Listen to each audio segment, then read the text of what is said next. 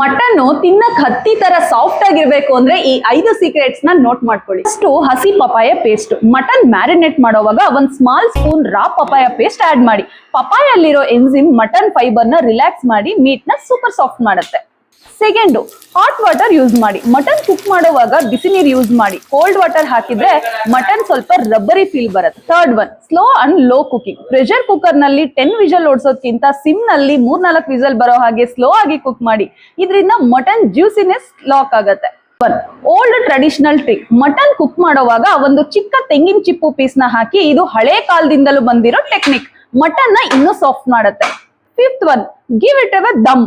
Stove off ಮಾಡಿದ ತಕ್ಷಣ cooker open ಮಾಡಬೇಡಿ. 15 ನಿಮಿಷ ಹಾಗೆ ಬಿಡಿ. ಒಳಗಡೆ ಸ್ಟೀಮ್ ನಲ್ಲಿ ಮಟನ್ ಇನ್ನೂ ಸಾಫ್ಟ್ ಆಗುತ್ತೆ.